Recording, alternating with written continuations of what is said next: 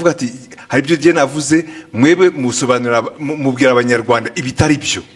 Yes, ariko ntabwo wavuga utyo gusa utavuga ibyo ari byo nawe. Ya muri aka kanya mu mbabari nizo urabivuga n'imbaraga ukagira ngo kuko hari substance hari na form, hari content na form.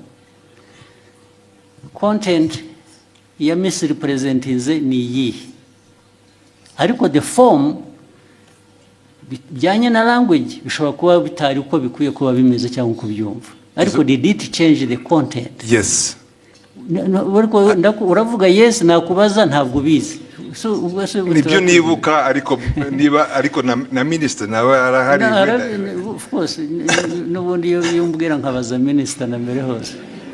Minister aravuga ati mama Rwagasabo yarakurikirwa cyane, aba bakurikira bakeneye amakuru atomoye azirurujije. Ariko amakuru yarari aho ngaho nayahe ko nta kira kibazo cyari gikomeye ko Perezida wa Repubulika kumva abanyekongo bavuga ko Perezida yarahari kandi yaraje byarangiye, ndavuga Tshisekedi.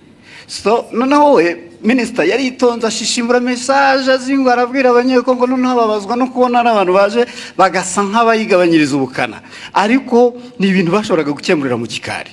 So ni ibyo rekana yo gutinda ubwo bavuga kubikemura. Je ntabwo ndabona ikibazo cyari cyubanza, ariko mwarabuza akazi muri nkora gusa, ariko na ba ministers mwajya muri yo argument harimo iki ko ntaracyumva n'ubu.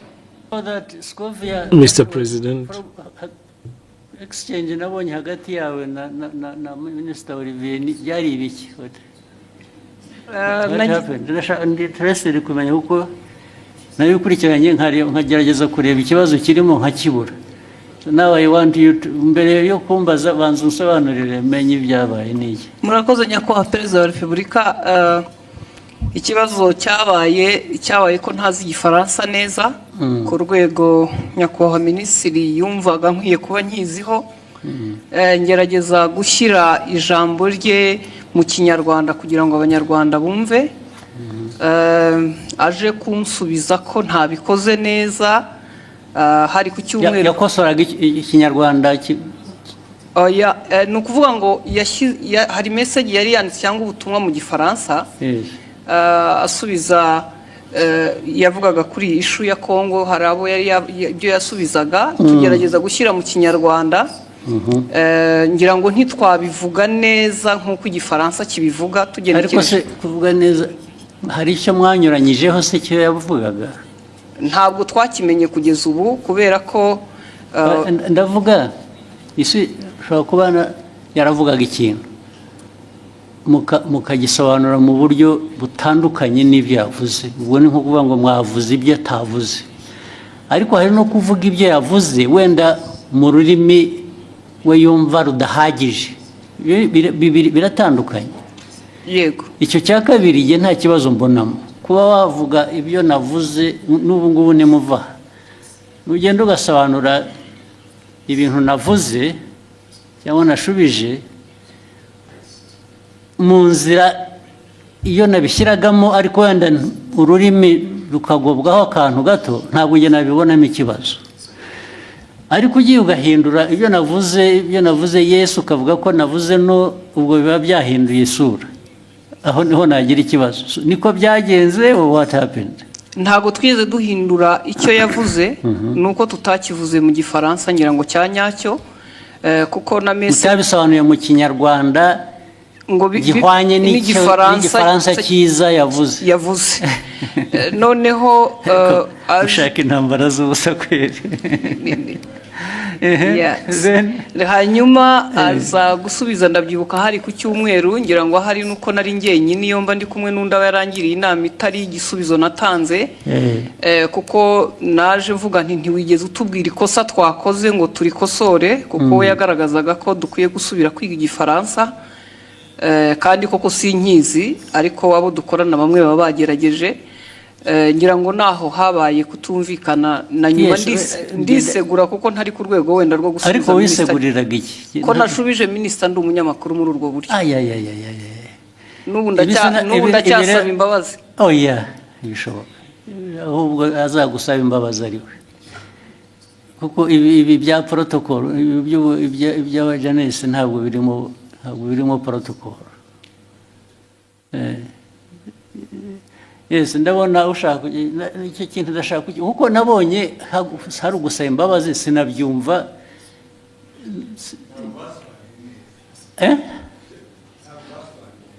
Ya kudasobanura neza ariko nabyo bifite ikindi bivuze bibiri. Neza ni ukuvuga ko ibyavugwaga mu Gifaransa sibyo byavugwaga mu Kinyarwanda. Biratandukanye. Si ukuvuga ko Ikinyarwanda cyari kibi. Oya. Ntabwo cyasobanuraga icyo Igifaransa cyavugaga. Byanyuranye bite? It was not opposite. Sinibuka neza ariko icyo gihe twarabibonye twese tuti niba mutazi Igifaransa nta mpamvu yo gukomeza kuvuga mu Kinyarwanda mwihimbira. Ariko ubwo namwe mwagiye mu rurimi gusa ntimwareba content. Nge ndashaka kumbwira content. Nyakubahwa unyemereye buretse. Content nuko cyanyuranyijeho ni iki yavuze iki ku buryo kinyuranyije n'icyo undi yari yavuze. Aho izo mvi zanjye zintaye kuko no ariko icyo nibuka icyo gihe kuko twese twabibonye icyo Minister nta makosa yakoze avuga ati hari ibyo gihe navuze mwebe musobanura mubwira abanyarwanda ibitari byo. Yes, ariko ntabwo wavuga utyo gusa utavuga ibyo ari byo nawe. Ya muri aka kanya mu mbabari nizo urabivuga n'imbaraga ukagira ngo kuko hari substance hari na form, hari content na form. Content ya misrepresentize ni iyi, ariko the form bijyanye na language bishobora kuba bitari uko bikwiye kuba bimeze cyangwa uko byumva, ariko did it change the content? Yes. Uravuga yes, nakubaza ntabwo bizi. Nibyo nibuka ariko na minister nawe arahari. Of course, n'ubundi iyo mbwira nkabaza minister na mbere hose. Yes, minister tubwire. Very important kuri jye nabonye abantu bahereka. Reko nta protocol iri mu bibi bintu. Nabonye hari wasubiza ngo abwiye minister nabi bisa nabi ko tubaze. Murakoze Your Excellency, ntabwo byari ikibazo cya protocol, ntabwo byari n'ikibazo cyo gusubiza minister nabi, nge nta kibazo nari mbifiteho. Ikibazo ni content. Nari navuze bijyanye n'inama yabereye i Nairobi ya Africa Forward Summit twari twagiyemo. Tujya ku substance nyine quickly.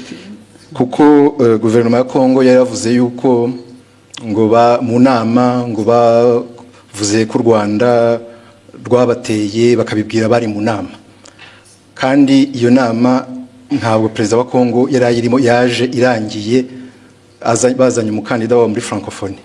So abanyekongo ibyo bavuze nibyo bitari byo. Hanyuma ndabivuga muri tweet mu Gifaransa mbabwira ko ibyo bintu mwavuze ko abanyekongo ibyo bavuze atari byo. Hanyuma rero mu kiganiro na Scovia barimo bagerageza gusemura, barabiquestioninga byose. Bande ibyo navuze barabiquestioninga yuko muri ikiganiro Scovia n'abandi banyamakuru basangiye stage muri Mama w'u Rwagasabo. Hanyuma baranavuga yuko bavuga ngo iki? Bavuga yuko ibyo navuze ahubwo bagiye kubibaza umuhanzi witwa Sherry Silver wari watumiwe ngo aze muri party yagombaga kuba after the meeting ya Africa Forward Summit. Ku buryo navuze yuko bitanakwiye yuko no, ariko ibyo bavuze bitajyanye n'ibyo bavuze ni ibiki? Nibyo ngibyo byuko Kongo yanenze u Rwanda mu nama kandi Kongo perezida wayo ataranahari. Ibyo nibyo navuze, bo baranabiquestioninga. Banabiquestioninze cyangwa babiripotinze ku buryo butari bwo. Babiquestioninze ibyo navuze. Bavuga ko ahubwo baza no kubaza umuhanzi. Babiquestioninze bavuga ko ibyo wavuze bitari byo nicyo cyangwa ko bitari byo, ko bitumvikana, ko ahubwo baza kubaza uwo muhanzi ko ari wewe uza kubisobanura. Ikitarumvikanaga ngo nikize. Nibyo nanjye nibaza, kuko ibyo navugaga byari clear, kuko Kongo yavugaga ko ngo batunenze ko mu nama ya Africa Forward Summit kandi Kongo itari nahari. baraje ariko ibyo ni Kongo yabivuze. ibyo ni Kongo yabivuze, ngewe ndabinenga muri tweet mu gifaransa. Hanyuma ahubwo bo barananenga bavuga ko bidasobanutse ibyo ndimo mvuga, bitasobanutse meaning what, ko ibyo mvuga nenga Kongo ko bitari clear, kandi ari nge wari uhari muri iyo nama. Ibyo navuze byari bisobanutse kandi ari ikintu kimisinga aho ngaho ntumva neza. Bakwandika bavuga ngo ibyo wavuze si byo, bavuze ibyo bo kuri bo bakuvugiye ibyo wavuze se bitari byo. Oya, barabiquestioningaga yuko ibyo mvuga bitumvikana. Best ku bintu ntanumva, kubera ko it was clear ibyo navugaga byuko Kongo ntabwo yari mu nama, ntishobora kuvuga. Babiquestioninza bavuga se ngo Olivier arabeshya, ntabwo biri ari byavuze cyangwa yavuze, bashatse kuvuga ibyo wavuze ariko babivuga mu buryo butari bwo, batanga indi content or bavuga ko ibyo mvuga bitumvikana, ko ngiye ibyo mvuga nka Minister wa Foreign Affairs wari muri iyo nama, ko ibyo mvuga bitumvikana, ko ahubwo bagiye kubaza umuhanzi utari no muri iyo nama. Umuhanzi se bamubarizaga iki? Kubera ko yari yatumiwe muri party yabaye nyuma y'iyo nama. Hari party yabaye, hari umuhanzi wari watumiwe ngo bafashe gutegura iyo party, ngo nibo baza kubaza mu bintu byavugiwe mu nama y'abakuru b'ibihugu narindimo. Aho ngaho niho hari ikibazo. Ariko ikindi kibazo muhitamo kubishyira ku rubuga muterana amagambo. Nuko hari hashize n'iminsi mubwira ibyo batagiye basemura neza, mwandikira akamubwira ko babikora, nyuma bakongera bagasubira bakabidistortinga. Ibyo byaje kuba noneho bitari interpretation. Ibyo bavuze gusa ko ibyo yavuze atari byo, ko atari byo, ko babiquestioninga. It is very intriguing. What is it? Nyakubahwa, murakoze kongera kumpa umwanya. Abandi mwari kumwe icyo gihe ni bande mbese? Ni abanyamakuru dukorana, ntabwo bari hano. Twari mu kiganiro dusangira amagambo magufi turebe turangize. Icyabaye, leta ya Kongo yavugaga ko bari bahari nk'uko nyakubahwa minisitiri yari yabavuguruje, nawe akavuga ko batari bahari. Noneho mu kiganiro, kuko abari talk show atari ukuvuga ngo turasoma amakuru kwa kundi twihuta. Ni ikiganiro mwakora? Ni ikiganiro, noneho tubiteramo urwenya, turavuga tuti se ko tutariyo nk'abanyamakuru, Kongo ikavuga ko ihari, u Rwanda minisitiri akavuga ko adahari, turaza kubaza uwo muhanzi twabonye we yaranahara tubwira ngo yarashinzwe protocole kuko yagaragaye yifotoza muri iyo nama na perezida w'Ubufaransa ari nawe. Mwibaza ngo noneho icyabaye niki? Twibaza ngo niki, tubavuga tuti turaza kubaza uwo niwe utari ku ruhande rwa Kongo, ntabe na minisitiri ashobora kutubwira ko yamubonye cyangwa atamubonye. Tubivuga dutyo turagenda. Nyakubahwa Perezida wa Repubulika, ngira ngo ikibazo cyaje kuba ubwo nyakubahwa minisitiri yazaga kuri Twitter akoresha imvugo igira iti Madame Scovia Mutesi, ikiganiro cyanyu kiratera urujijo mu Banyarwanda. Inyandiko yanjye yanditse mu rurimi rwumvikana. Ubutaha muzashaka umunyamakuru uvuga neza igifaransa asemura inyandiko nk'iyi uko bikwiye mbere y'uko muyiganiraho. Nibiba ngombwa muzabaze. Ariko urumva mwese mugira ngo mufite muzambaze, sorry. Uretse mufite ikibazo. Olivier ko avuga, ko minisitiri avuga, ni nkaho bavuze ngo ibyo yavuze asubiza ko abanyekongo batari bahari.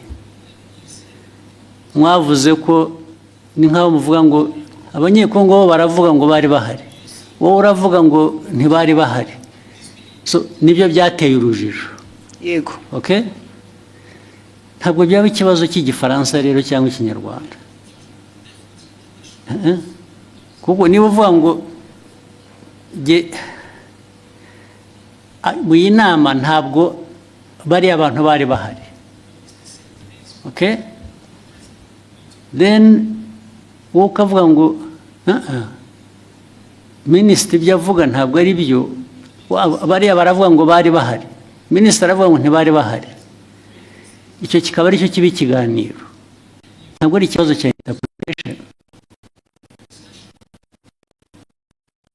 Ni ikibazo cy'abantu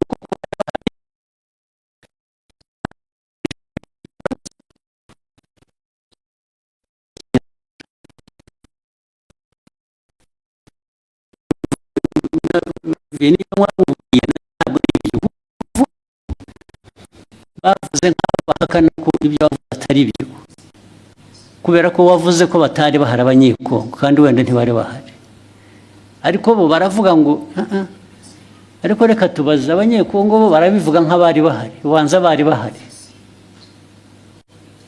So meaning barashaka kumenya niba wowe ibyo wavuze ko batari bahari ari byo. Ntabwo ari ikibazo cya interpretation ya language. Biri he aho ngaho? Ni ikibazo cyo kunyomoza kuvuga ngo minisita yatubwiye ko abanyekongo batari bahari. Reka tubaze uriya muntu wundi wari uhari tubwire ko kuko abanyekongo batari bahari. Ntabwo ari ikibazo cy'igifaransa cyiza cyangwa kibi. Ni ikibazo cyo guhakana icyo wavuze in whatever language you said it. Sinzi niba mubyumva. Ahangaha ikibazo cya interpretation ya language kivuye he? Cyangwa igifaransa kibi cyangwa ikinyarwanda kitumvikana bivuye he? What is at issue here is to prove that either abanyekongo ibyo babivuze koko bari bahari, cyangwa se babivuze babeshya ntibari bahari. Ariko we Olivier yavuze ko abanyekongo batari bahari. So icyo ni ikibazo cya the substance of the argument, it's not the language. So mwagihinduye ikibazo cya language gute? Ntabwo twagihinduye ikibazo cya language. Ndavuga we na minister niwe mbwira. Ntabwo ari ikibazo cya language ngo uzajya ubwira abanyarwanda kuko niyo waza kuba yabyumvise igifaransa neza. Still yajya kuvuga ngo Olivier yatubwiye ko abanyekongo bari bahari kandi batari bahari. Yatubwiye ko batari bahari kandi bari bahari kuko abanyekongo baravuga ngo bari bahari. Is that an issue of language? Ibyo mukabiteranaho amagambo mu media gute? Yes.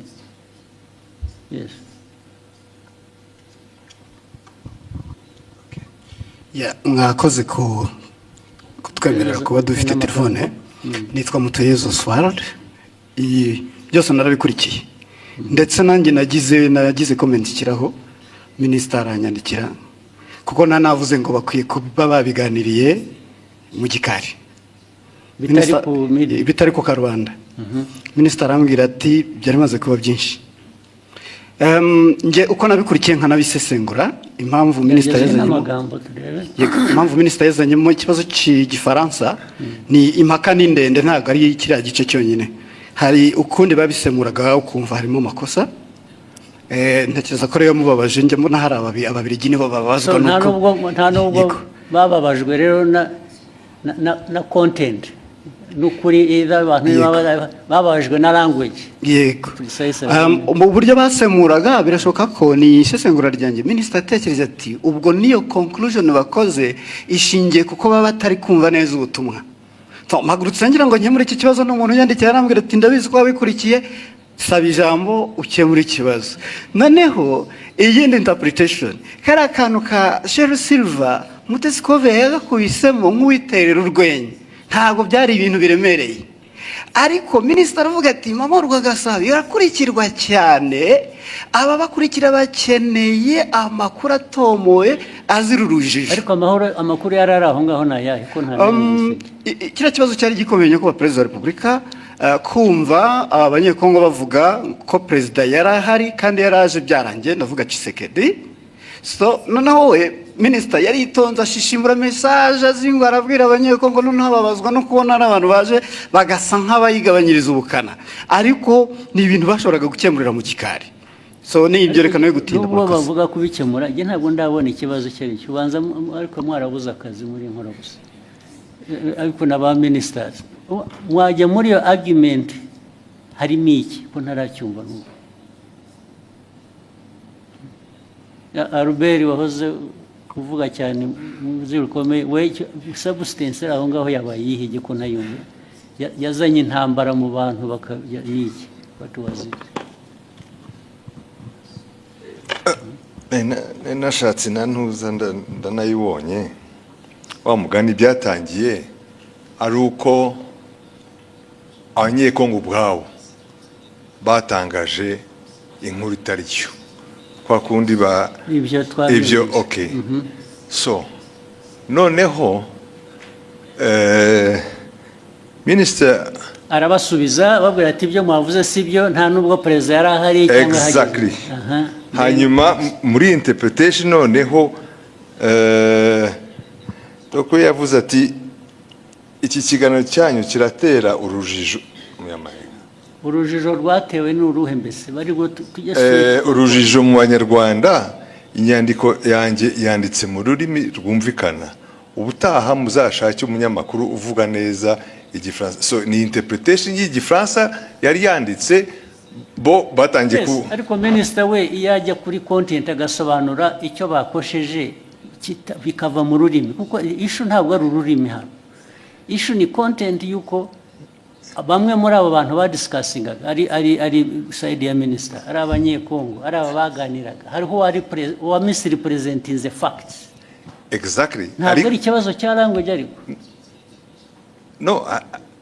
no ikibazo kirimo kuko we icyo yashubije kuko niyo mpamvu minister avuga ati mukwiye gushaka abantu bazi basesemura igifaransa neza mu kinyarwanda so uko basesemuraga ntuzayishyura igifaransa mu kinyarwanda babwira the public audience ubwo icyo yakemuraga ni minister nuko cyagomba gukemura ni ikintu kimwe gusa perezida yari ari aho ngaho cyangwa ntiyari ahari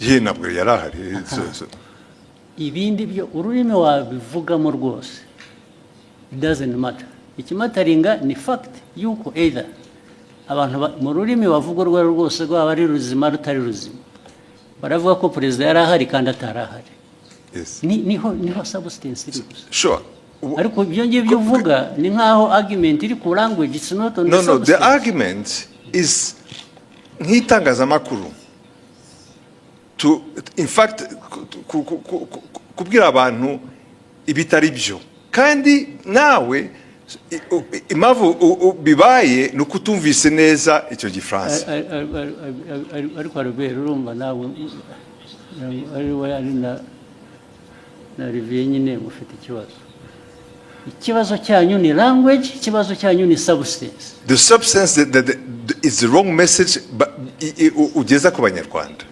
yihese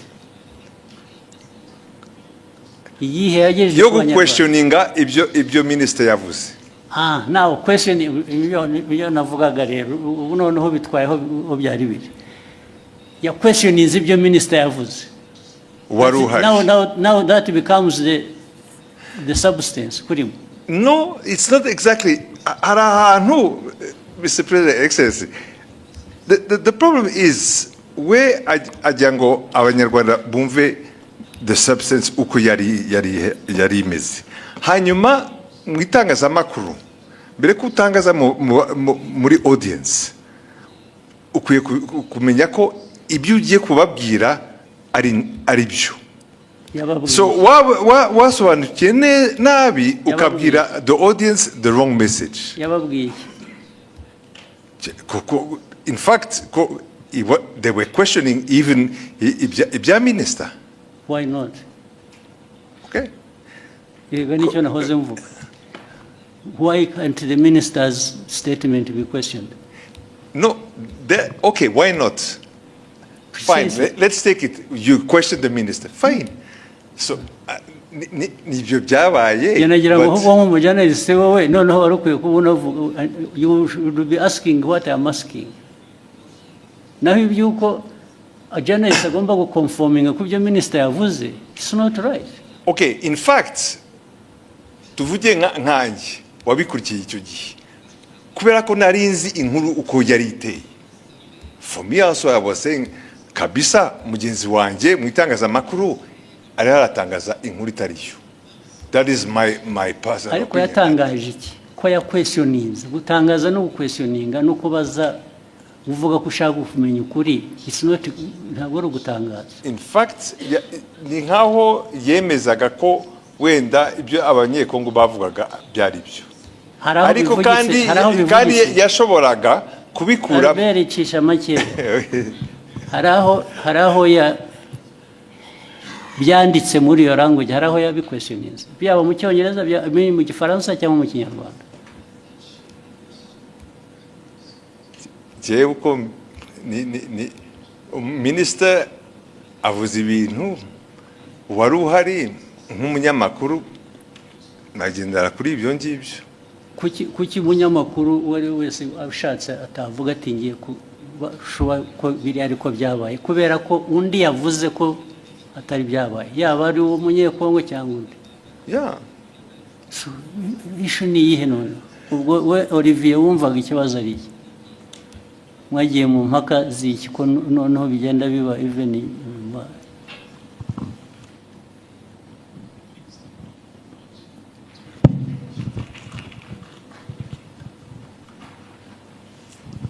murakoze Your Excellency.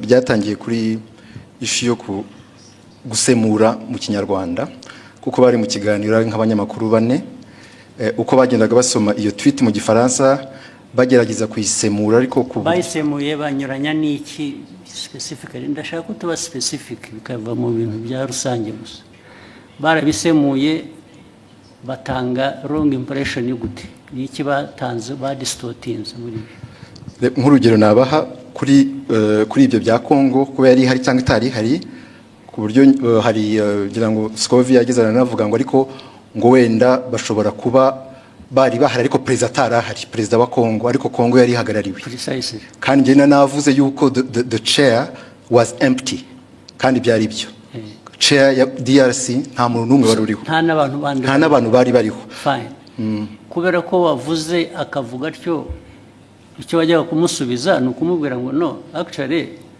nta n'umwe wari uhari gusa izindi ntambara ubwo zasubizanye iki nibyo nari navuze muri iyo tweet yuko the chair was empty ariko erega nta muntu wowuninga facts cyangwa ukuri ngo iyo yavuze ntawe ugira icyo abaza wabivuze ni nabyo ariko somebody expressinze ko ashaka kumenya ko ibyo ari byo. What is wrong with that? Ikibazo cyari gihari nuko it was even questioning a fact. It was not even my opinion. It was a fact. Questioning what? No, it was your opinion much as it was a fact. Kuko niwe wari wabizanye.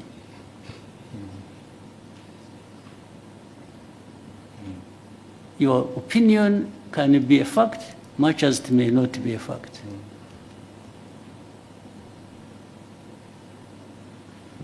Your opinion is not always a fact. Nobody, this is why I'm telling you, nobody owns the fact. And that's why journalists, as we know it, nubwo mujya mutunenga ahubwo twebwe ntabwo numva ko iyo umuntu yavuze ikintu kubera ko ari minister byanavuzwega ko ari minister, so nobody says anything kubera ko byavuzwe na minister. How? So your exchange is flawed. It's not right.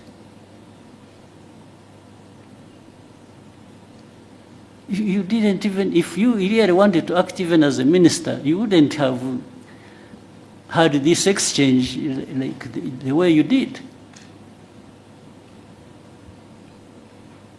Niba ari ukugiye kujya udiringa n'aba journalists, then there is a problem. So byabanje kuba ko ari interpretation ya French n'ikinyarwanda kuko ni nabyo wanditse ni nkaho bababwiraga ko bakwiye kuba bazi igifaransa kizima kitari icyo so byavuye no kuri substance byagiye muri ibyo ngibyo birimo iki wowe nka minisitiri icyo bibonamo ni iki none?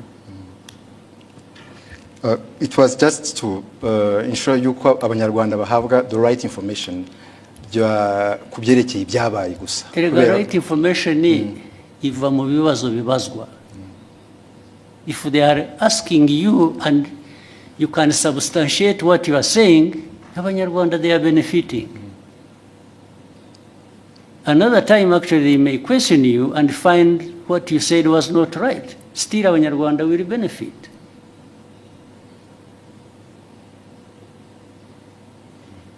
Because Olivier does not have a monopoly of facts. Do you? No, I don't, sir. Hey, so.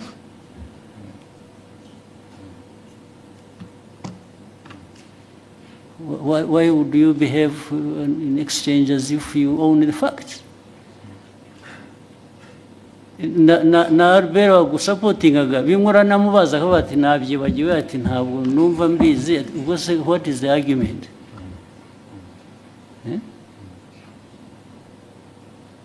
Muvaneho akajagari mu buzima. So you ask what you are. Actually, what concerned me why I raised it, I saw him her apologizing, and I thought she didn't have to apologize. Apologize for what?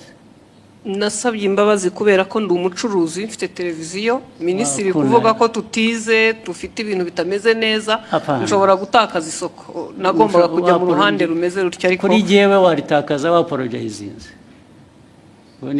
babo nasabye imbabazi nabo bambabarire there was absolutely no reason to apologize. None.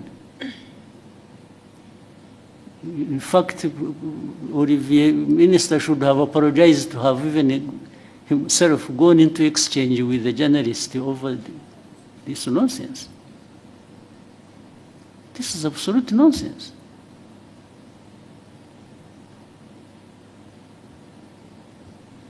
Okay, go ahead.